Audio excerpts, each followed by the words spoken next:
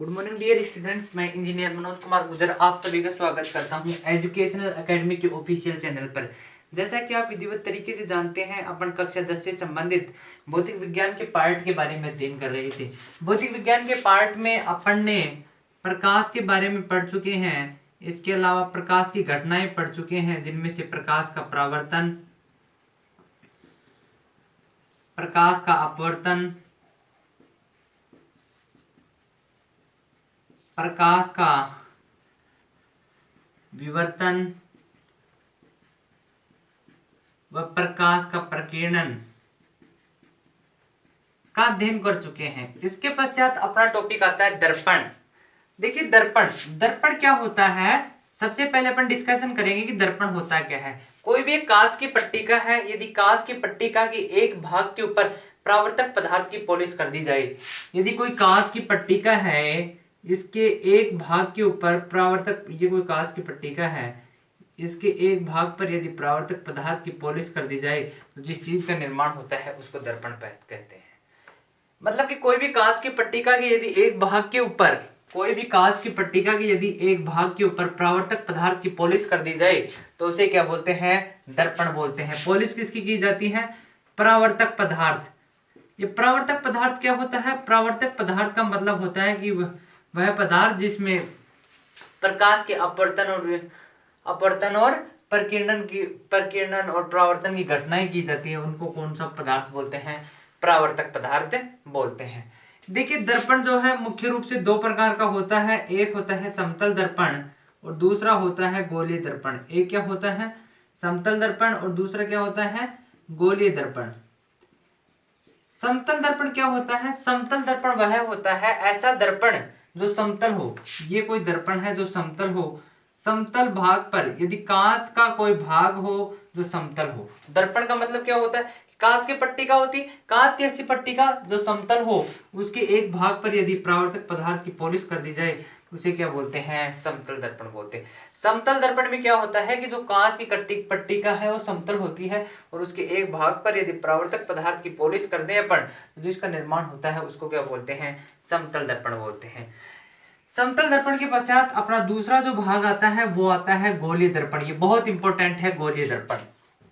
गोलीय दर्पण, देखिए गोलीय दर्पण क्या होता है, गोलीय दर्पण वह दर्पण होता है यदि कोई कांच का कोई गोला है, ये कोई कांच है, इसका कांच का कोई गोला है, आगे बात समझ में, इसके एक भाग पर परावर्तक पदार्थ की पॉलिश कर दी जाए तो उसे क्या बोलते हैं, गोलीय दर्पण बोलते हैं। एक भाग पर परावर्तक पदार्थ की पॉलिश कर दी जाए। या मैं दूसरा ये भी बोल सकता हूं कि ये है, ये कोई भाग है, इसको जब मैं आगे बढ़ाऊं तो एक गोले का निर्माण हो तो ये भी क्या कहलाएगा, एक गोलीय दर्पण कहलाएगा, क्योंकि यदि इसको अपन आगे बढ़ाते हैं तो एक गोले का निर्माण होता है। ये जो गोलीय दर्पण है ये जो दो प्रकार का होता है, एक होता है अवतल दर्पण और दूसरा होता है उत्तल दर्पण। अवतल दर्पण और दूसरा उत्तल दर्पण। अवतल दर्पण में क्या होता है कि परावर्तक पदार्थ की पॉलिश यदि अंदर की ओर कर दी जाए, परावर्तक पदार्थ की पॉलिश अंदर की ओर कर दी जाए तो उसको क्या बोलते हैं, उत्तल दर्पण। परावर्तक पदार्थ की पॉलिश अंदर की ओर, यदि परावर्तक पदार्थ की पॉलिश से अंदर की ओर कर दें तो उसको क्या बोलते हैं, अवतल दर्पण। और यदि परावर्तक पदार्थ की जो पॉलिश है वो बाहर की ओर कर दें तो उसे क्या बोलते हैं, उत्तल दर्पण बोलते हैं। परावर्तक पदार्थ की पॉलिश अंदर की तरफ हो तो अवतल दर्पण और बाहर की तरफ हो तो उसको क्या बोलते हैं, उत्तल दर्पण बोलते हैं। देखिए ये गोलीय दर्पण होता है, इसके अंदर कुछ चीजें होती हैं, उनके बारे में और अपन डिस्कशन करते हैं। देखिए क्या होता है गोलीय दर्पण के अंदर, जैसा कि मैंने अभी आपको बताया कि एक गोले का एक भाग होता है, जैसे ये कोई गोला है, इसका ये भाग होता है, तो मैं ये भाग ले लूं, यदि इसको मैं डिलीट कर दूं और यदि ये भाग ले दूं तो ये भी क्या है, एक गोलीय दर्पण है। जैसे अपन उत्तल दर्पण का एक उदाहरण ले लेते हैं, ये कौन सा दर्पण है, उत्तल दर्पण। अवतल दर्पण कौन सा है, अवतल दर्पण। देखो इसमें क्या होता है, ये गोलीय दर्पण का जो ए ओ और बी भाग है, ए ओ बी भाग, इसको बोलते हैं द्वारक। क्या बोलते हैं, द्वारक। गोले दर्पण का एओबी भाग द्वारक कहलाता है। ओ को बोलते हैं ध्रुव, ओ को क्या बोलते हैं, ध्रुव बोलते हैं।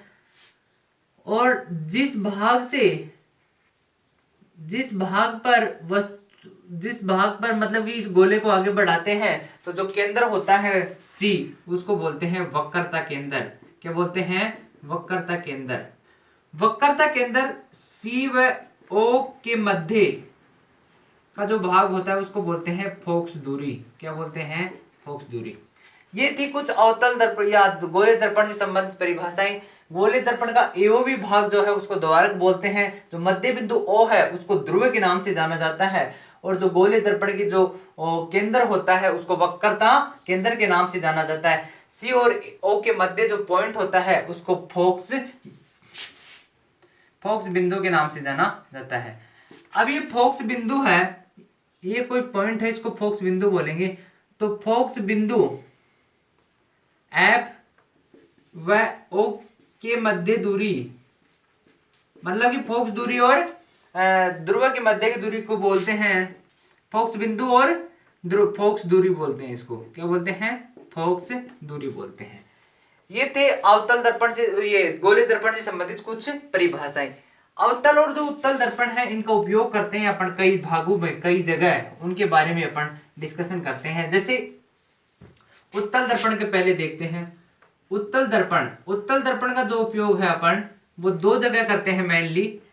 पहला होता है नाई की दुकान में, नाई की दुकान में पीछे का दृश्य देखने के लिए, पीछे का दृश्य देखने में, ठीक है। दूसरा अपन इसका उपयोग करते हैं वाहनों में पीछे का दृश्य देखने में, पीछे का दृश्य देखने में भी अपन उत्तल दर्पण का प्रयोग करते हैं। और अवतल दर्पण जो है उसका प्रयोग करते हैं अपन, अवतल दर्पण का अपन उपयोग करते हैं टॉर्च, सर्च लाइट और वाहनों के अग्र दीपों में। मतलब कि जो अपनी बैटरी होती है उसमें सर्च लाइट, जो सर्च लाइट होती है ना उनके अंदर, और वाहनों की जो लाइट होती हैं, जो साधन होते हैं उनकी आगे वाली लाइटों के अंदर अपन अवतल दर्पण का प्रयोग करते हैं। ये था अपना दर्पण क्या होता है, कितने प्रकार का होता है दर्पण, और समतल और गोले दर्पण होता है, गोले दर्पण कितने प्रकार के होते हैं, क्या क्या होते हैं, क्या उनकी डेफिनेशंस होती है और उनका उपयोग कहाँ किया जाता है। कल अपन इन दर्पणों से संबंधित आलेखों का निर्माण करना सीखेंगे जो बहुत बहुत इंपॉर्टेंट है, और अपने इस चैप्टर की समाप्ति करेंगे इसी के साथ। आप हमारे साथ बने रहिए और देखते रहिए एजुकेशनल एकेडमी कक्षा 10 की और विज्ञान तथा मैथमेटिक्स की विशेष कक्षाएं। धन्यवाद दोस्तों। यदि अभी भी आपने हमारे चैनल को सब्सक्राइब नहीं किया है एजुकेशनल एकेडमी को, तो आप सब्सक्राइब कीजिए और ज़्यादा से ज़्यादा शेयर कीजिए। Thank you.